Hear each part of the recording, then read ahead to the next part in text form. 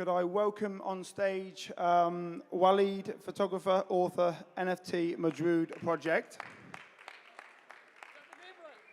You got the name right, thank you, yeah. Chris Hunt, internationally acclaimed art director, creator of Art Heads, hybrid between fine art and design avatars. Khalid Kazin, the co-founder of the FOMO Labs, leading the Web3 revolution, working with Tyson Fury NFTs, to name but a few. And finally, Tom from the Crypto Falcon Clubs, a UAE-based NFT project looking to build a community through art, utility, and purpose, and a fellow Abu Dhabi NFT. Well, welcome, everyone. Thank you for being here. I'd like to go from the beginning. Just everyone give me like 60-second, a bit of introduction about yourself, starting with KK. Hi. So I run a company called FOMO Lab. We started off by doing Tyson Fury's NFT. We sold it for $1 million. And then from then on, we built a multi-chain marketplace. We built our own metaverse. We now house brands such as Roland Berger, Crypto Oasis, Comic-Con, we're doing their digital collectible. We own the IP for Mr. Bean, Deal or No Deal, Who Wants to Be a Millionaire, Black Mirror, and the list goes sort of on and on from there. We partnered with Arts DAO as well, he's somewhere here, wandering around. We're partnering with these guys. So yeah, I mean, that's sort of where we are at the moment. We're building out sort of our marketplace. We built our own launch pad. We're raising for companies in the background. So yeah, we sort of just build an ecosystem to house NFTs, create them, and then place them in our metaverse as well. There you go. Thank you. Cool. My name is Waleed. I'm a photographer and author. I jumped into NFT space a few months ago, around November. And I try to do something where I'm not just selling art, but putting a piece of utility behind what I'm putting out there. And the utility is my business, which is photography. So in order to book a shoot with me, you need to buy 2 of my NFTs as a booking fee. But the cool thing is, when you buy these NFTs, the royalties are split between me and the person in the image that you're buying. So everybody that's shot with me before becomes sort of my marketing machine. And everybody that's shot with me before wants you to shoot with me so they can get paid. So that creates that community and an economy around that community as well. Hi, I'm Chris. My art handle is Distress Design. I'm a career graphic designer and art director. A few years ago, I was actually confirmed as the 6th most awarded art director globally. So I hope that brings a lot of credibility to the design and artwork that I'm producing in my collection. And finally, Tom. Hello, my name is Tom. I'm the founder and managing director of Digital Farm. As part of Digital Farm, we've set up a new meta wing called Meta Farm, and Crypto Falcon Club is our first NFT project to be launched as part of the new wing. Digital Farm is a network of agencies from digital advertising, social media, as well as Shirak, our sponsorship agency, Numo, our growth agency, and now Meta Farm, hopefully going to be supporting our client base in the meta services space. As I said, Crypto Falcon Club is our first project that we're running from the agency, very much a community-driven project. I invite you all to go down and speak to the artists and the team that run it down at the back of the room. Yeah, so that's me. Okay, this session, I have some questions for you, but please feel free to jump in and relay the conversation, because I think this is one of the most important conversations that we're having about the mindset of entering Web3 and marketing ourselves. So I'm going to start with Waleed. What was the biggest shift for you in your mindset when you were marketing to your business and now marketing your NFTs? So marketing your business in the real world or Web2 was very much, first off, you started with SEO. You have your website, and it's always information that's pushed out from you into the world, and it sort of stops there.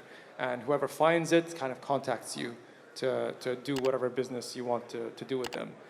I had my Instagram scheduled. I had my images ready. They're scheduled every day, and it just pushes out with the hashtags, and whoever hits like and share and whatever, it creates a buzz. Somebody calls me, I do business, we shoot, and it's all good.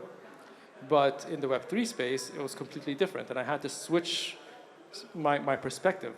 People wanted to interact and engage with me before they bought anything I made. So it was a very difficult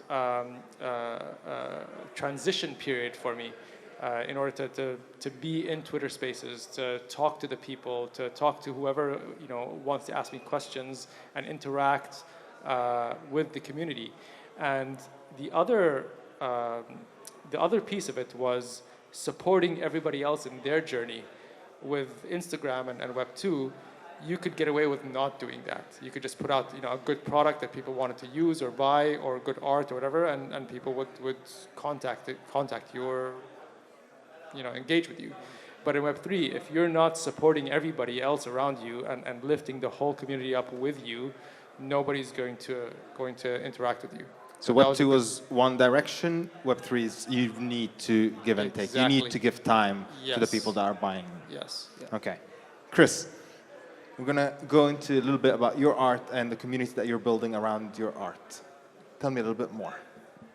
But the community I'm building around what I'm doing is as much about participation with others. So with the collection that I'm creating, it's called the Art Heads. It's kind of a it's partway between a PFP project and an avatar project that we've been speaking about before, but it includes a lot more fine art and design-based techniques. So what I've found is when I started producing this work, I've had a lot of artists reach out and ask me, how can I get involved in what you're doing? And that's kind of led me to do split commissions with other artists, which has been very successful. And I'm good at what I do. I'm a graphic designer, but I'm not good at everything to do with art. And what I've found is working with other artists, it's really pushing the boundaries of what the art heads can be, and it's taking it onto ideas that I could have never even thought of, and if I had have thought of them, I wouldn't know how to do them anyway. So that's the way I'm building the community around what I'm doing, and by doing that, it really pushes out to kind of other audiences that wouldn't have seen this work previously. So if I work with you as another artist, you post that work out on your social media, in your communities, and it furthers the reach of all the work, which is good for everyone. And if anyone wants to get in touch with me and do a piece of work, then I would welcome that massively. So you get more by doing less. Kind of, yeah, almost. But yeah, it really is pushing the boundaries, and it's really exciting to see. And I'm my kind of attitude to this is a rising tide lifts all ships. So the more people involved in it, the more people are growing the community, the better it is for everyone that's involved. Love it.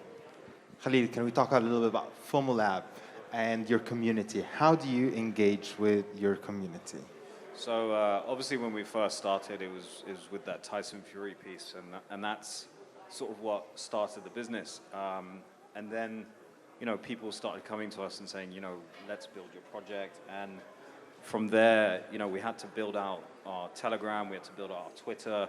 But the way we did that was sort of looking at the landscape and then partnering with other projects. And it's just like yourself, like you said, within this space, crypto is such a tight-knit community, you have to build up with everyone. So that's why we've made so many partnerships locally and globally, and that's sort of how our other businesses sort of built up behind that. So now we're sort of raising for other projects because we have a community of VCs. We're doing the marketing for other projects because we have sort of like 6 or 7 different marketing companies within, different jurisdictions. So we have like in Brazil, we have in Japan, we have in the US, Europe, you name it, we've got it all around. But again, it literally goes back to that point of just building partners with everyone, because you can't do everything. We're not a marketing company, so we go to other people, but they become our partners. We're not technically a VC ourselves, but we've got really good relationships with the guys at Shisha Finance or Master Ventures, you name it, we've got those relationships. So it really is just building out everything from there and then keeping your community up to date, because from where we're sitting, we've obviously built this awesome project, but they can't see everything that's going on. So you still have to keep them informed. You have to go in there, go in the chat. I spent, most of my time going in the chat and just talking to people, because, at the end of the day, they're just people as well, and, we've come from sort of a gaming background. So, we've entered it in the mindset of that, where you have to keep everything neutral. You have to just be friendly. But yeah, it's just working with people on sort of a really humble level and just keeping it going throughout there, so you can just kind of, build stepping stones towards your next thing. I love that this is one of the points that we keep coming back to in every conversation, is the partnership and the collaboration. And moving on to Tom, what are some of the essentials for community building? So community building is something we've put in every single social media strategy we've ever built at Digital Farm in the Web2 space. Across our network, we've hundreds of clients across UAE and abroad. But this shift to Web3, this new era of social media advertising, conversational social media advertising, or what we call direct social advertising, has really shifted the game. And the last couple of weeks or months now with Crypto Falcon Club has really humbled us as an agency in what community advertising or community marketing really is, or community conversations. So it's flipped the whole game on its head. We've been putting this into our Web2 strategies, your Instagram, your Facebook, your Twitter, TikTok, whatever it is. How do we, as a brand, so this is us as an agency in the Web2 space, trying to educate our brands, our clients, on how they can engage the community. Well, this has opened up a whole new avenue. The kind of connection at a human level that can be built on Telegram or Discord is insane. The level of conversation, it's more long form, it's more intimate, it's more, you get to know people on a much greater level. It's you enter the room by saying hi fam. I think that says it all. People are much more intimately connected on this space. So some of the essentials I would say is maybe take a step back from what you know as a marketer, because I approached it maybe with a degree of arrogance, having a big background in marketing, a lot of clients, a lot of experience. With Crypto Falcon Club, it was all different. It's not about how much money you throw at a project. It's not about the influencers necessarily you use for a project. It's about the investment of real conversation in Discord, or at least that's what we're finding. I'm by no means an authority on the Web3 marketing space, and it's really about these meaningful conversations that you can curate, the relationships that can be built, and people believing in your project, and following you along in that journey and becoming sort of co-authors in the whole story. That's really interesting, and I really enjoyed in the conversation that we had when we talked about strategy that you used to launching your project, and I'd love to talk a little bit about that. Yeah, so the strategy I used was, really when I started this, I was just in complete listening mode. It was very much about listening to what people were doing, listening to the advice, meeting as many people as I could, and just talking about what I was doing. I remember before I even ever heard what an avatar project was, I sat down with Zion from ArtsDAO, and I told him what I was doing, and he said, "Oh, you're doing an avatar project." I was like, "Am I? Oh, fantastic! What's that?" So then he explained to me what that was, and now I'm doing an avatar project, and it's been a constant kind of year of learning for me. And I think I was listening before, and they're saying don't just go and throw JPEGs on OpenSea and expect to be able to, kind of sell work. And that's exactly what I was determined not to do. So my strategy has been to get out, speak to as many people as you can, tell people about what you're doing, and build the community that way. Be part of NFT communities, and part of my early success with, I can't say I'm really successful, but I've sold some pieces from this collection, and the early success came from people in the communities that I'd been out and spoken to, told about what I was doing, and they'd said, "Look, Chris, I'm really interested in what you're doing. Please let me know when it drops, and I will buy a piece." And they stayed true to their word, and they did. So that was part of the early success. But it came from first listening, then learning, then doing, and then, speaking, telling people about what you're doing. Now, I'm going to bring this back to you, Walid. You talked a lot about the collaboration. We talked about collaboration with other artists, but you've talked to me about collaborating with businesses, and that's something that's really, really interesting, and I'd love to hear more about your thoughts. Yeah, I've been thinking about, collaborating in the Web3 space has become easier because of the smart contract, right? You don't need to trust anybody anymore to pay you when it gets successful, right? You don't have to wait 30 days for your payment. You don't have to basically, you don't have to trust the person, to not run away with your money because it's in the smart contract. Once something's sold, it executes, you get paid, right? So now with this tech, and I'm asking the question to you guys, to everybody in the audience, how could we as artists collaborate with like small, medium-sized businesses? How could we go to the flower shop next door and say, hey, can we make NFTs together? Can we make NFTs for your business? Can I make something for you? Where if your customer is buying, you don't want the guy that's buying $5-10 on flowers to be a return customer. You want the guy that's paying $100 on flowers, right? So let's say the $100 flower guy comes around, and instead of paying $100 cash, hey man, how about you buy this NFT for $100 that me and the flower shop guy created?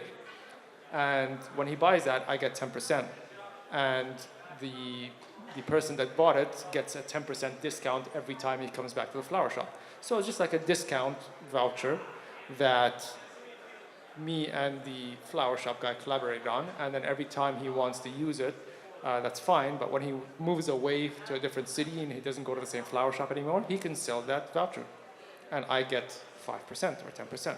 So I'm looking for a way to do that with small businesses, but my problem is I can't do it yet with a stable coin. I can't find a solution because that $100 can change in value based on Ethereum or Solana or whatever, and it just changes the equation. So I'm looking for a solution for that, if anybody has that solution.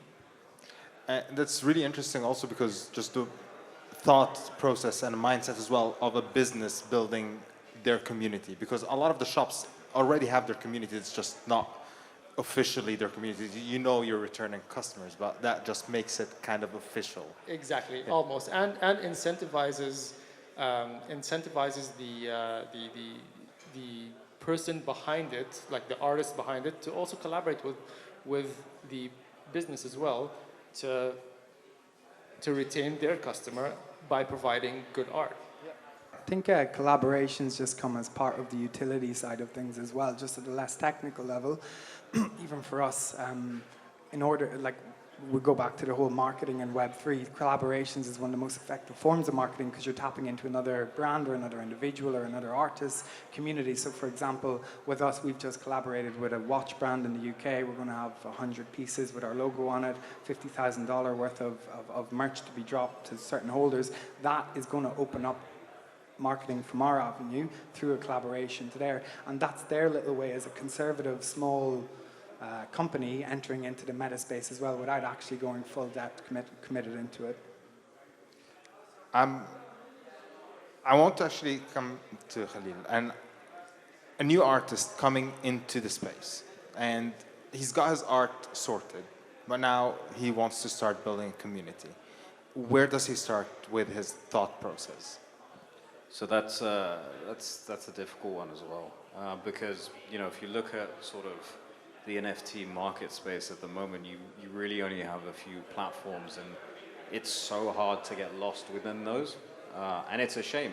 And so, I'll bring it back to something that we did recently. We were sponsoring Comic-Con, and we're actually doing that digital collectible. So we went round to every single stand, and we sort of swapped details with them and said, we want to help you with our marketplace, but there isn't really an option for them to kind of go and publicize it unless they've got like a full marketing team behind them. Like, it's really, really difficult. I don't think there's a one solution to do that. It only goes back to sort of like going and meeting people, getting involved with communities. That's where you start, right? Unless you know other artists or influencers or something. Otherwise, you're paying through the nose again. It's sort of like what happened to us at the start of our business. We paid a marketing company through the nose, and it didn't get us anywhere.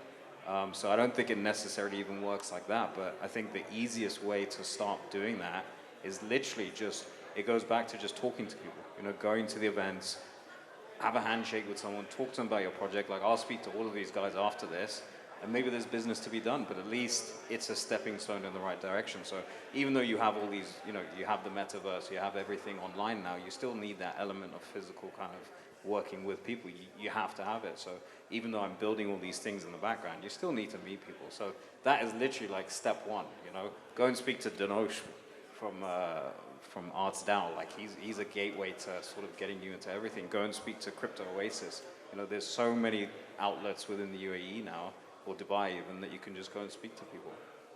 I love that the future is actually taking us back to, it's okay to go and network with one person. It's okay to start small and slow, but build an actual foundation before growing. Yeah, if I can echo those sentiments. I mean that's the reason I'm sat here, right? I went to an event, I met Rob, we chatted, we got along, and you know, 5 months later I'm sat here, and that came from just one conversation of, you know, going out to meet someone. And actually, on that note, let's talk about your collection with the Australian collector. That's a really interesting story. Yeah, so what happened was when I put these out, and I posted them all over my socials, and I posted them on LinkedIn, and I suddenly got this message from this guy saying, look, I really like your work. Can you explain a bit more about your collection? So I answered his message, and you know, he got back to me straight away and said, look, I really like it. These are the 3 pieces that I'd like. I would like to buy them. Now, at that time, I was doing private sales through Foundation. They're now listed for auction. But I just said, okay, fantastic. Send me your wallet address, and I'll post you the links to purchase them. So I did, and within a few hours, he'd okayed it, and the 3 sales had gone through. So I messaged him to say thank you, asked him a bit more about what he does. And he lives in Malta, he's from Australia, they live between the two, and he just happened to be in Dubai at that time, like on a break with his wife. So I said, look, I'm in Dubai, like why don't we meet up? So he was staying in a hotel in the marina, so I ended up going to meet him and his wife. We had some drinks, we had some food, and now we're actually doing business away from the art heads and away from art. We're actually doing, you know, proper business together, and it just came from nowhere, and it was such a lovely story. Networking at its best. All right, marketing and community building. Questions from the audience. Cheers. So, Kasim, you mentioned you were working with like Tyson Fury. Tom, you mentioned you were working with a watch brand. These are obviously pretty good USPs, but how do smaller projects differentiate themselves, and how can we kind of appeal to a broader market when we don't have the ability to do such things? So we are a small brand.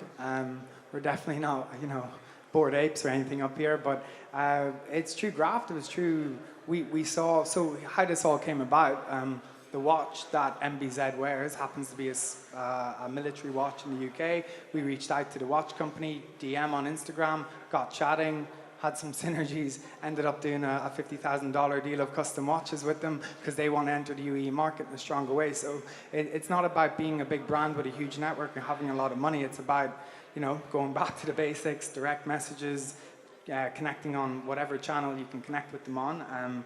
But that aside,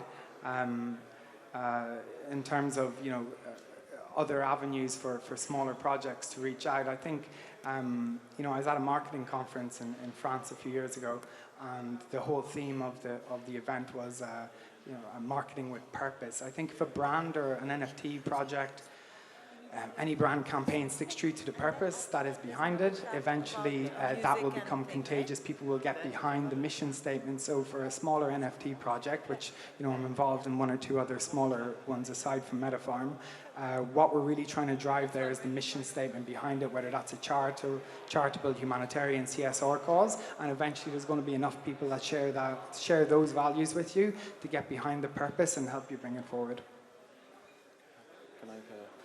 Can I jump in on an answer for that as well? I'll say if you are an NFT artist and you want that broader appeal, like just like I was saying before, don't be afraid to go out there and tell people what you're doing, because what I've found is once I've told people what I'm doing and shown them the work and all the rest of it, they suggest things that you should be getting involved in as well. So I still think it comes back to go out and tell people what you're doing. Don't wait for the opportunities to come to you.